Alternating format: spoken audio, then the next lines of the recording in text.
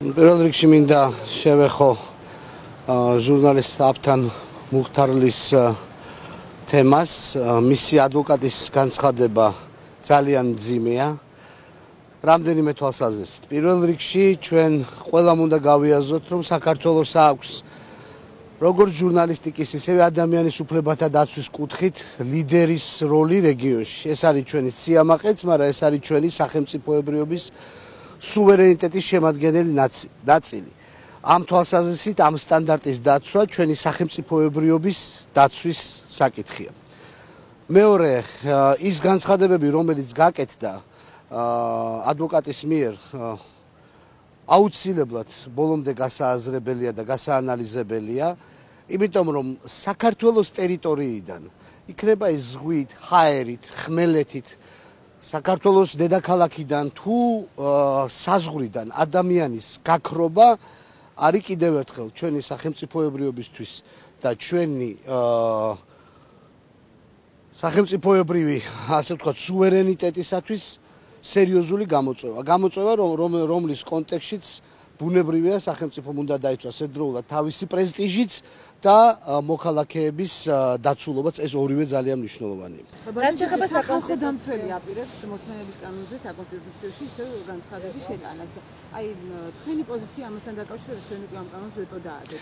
მე მართალი ბრძანდებით ამ კანონს ვეტო დავადე. კანონს ვეტო დავადე და ეს ვეტოც ისევე როგორც არაერთი პოლიტიკური საკითხი უაზრო ზარზეიმით და დაპირისპირებით იქნა განხილული. კიდევ ერთხელ მინდა ყველას შევახსენო, რომ ვეტო არის საკითხისადმი დახმარების და უკეთესი კანონმდებლობის მიღების საშუალება და არა პოლიტიკური დაპირისპირების საშუალება. ამ ვეტოს მოყვა სრულიად ზღვარგადასული ბრალდებები და მისი დაძლევის კონტექსტში. ვეტოს დაძლევის შემდეგ მე დავაფიქსირე პოზიცია, რომ თუ ეს კანონი იქნება გასაჩივრებული სასამართლოში, საკონსტიტუციაში, მე დავეხმარები სასამართლოს მეგობრის სტატუსიდან გამომდინარე. ასეთი დოკუმენტი არის ფაქტიურად შემუშავების პროცესშია და ბუნებრივია ჩვენ საკონსტიტუციო სასამართლოს დავეხმარებით იმისთვის, რომ მოსმენების თაობაზე კანონი, რომელიც იყო არაერთხელ პოლიტიკური, ასე ვთქვათ, საზოგადოების პოლიტიკური ყურადღების ქვეყნ იქნას მიღებული ისეთი სტანდარტით, როგორითაც ეკადრება ევროპულ სახელმწიფოს. რა თქმა უნდა, ეგ მოგახსენეთ, რომ მე ამის თაობაზე განცხადება გავაკეთე ვეტოს დაძლევისთანავე და ბუნებრივია ამას განვახორციელებთ საკონსტიტუციო სასამართლოს დახმარების თვალსაზრისით. პირველ რიგში მე მინდა ვთქვა, რომ მაქსიმალური მოსმენა საზოგადოების იყო ის, რაც დავაფიქსირე პირველივე დღიდან. ის, რაც მე არ მომწონდა პროცესში, იყო საზოგადოების ჩართულობა პოსტ-ფაქტუმ.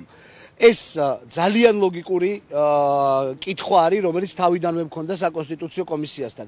რაღაცის ცვლილებას რომ აპირებ, არის კი საჭიროება ამ ცვლილების და მოგცა კი საზოგადოება მანდატი, არა იურიდიულად, რომ შეგიძლია კენჭი უყარო, არამედ პოლიტიკურად, იმისთვის, რომ შეცვალო ქვეყნის უმთავრესი დოკუმენტი.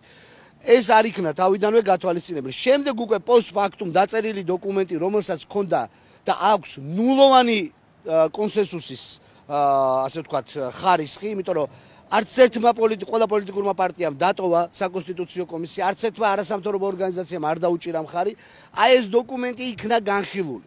ახლა საკითხი არის იმასთან დაკავშირებით, რამდენად მოისმინეს პატივცემულას საკონსტიტუციო კომისიის წევრებმა და დეპუტატებმა ის შენიშვნები, რაც იყო საზოგადოებიდან.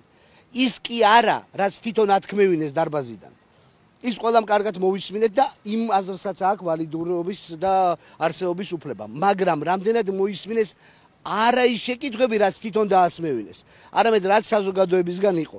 და მე მოველი, რომ ამ თვალსაზრისით იქნება ძალიან ყურადღებით გაანალიზებული ის განწყობა, რაც არის საზოგადოებაში. კიდევ ერთხელ, კონსტიტუცია ყველასია და ის ხალხის ნებას უნდა ექვემდებარებოდეს. ახლა ვეტოსთან მიმართებაში დღეს საუბარი დოკუმენტზე, რომლის პირველი მოსმენაც არ განხორციელებულა, ძალიან ნაადრევია.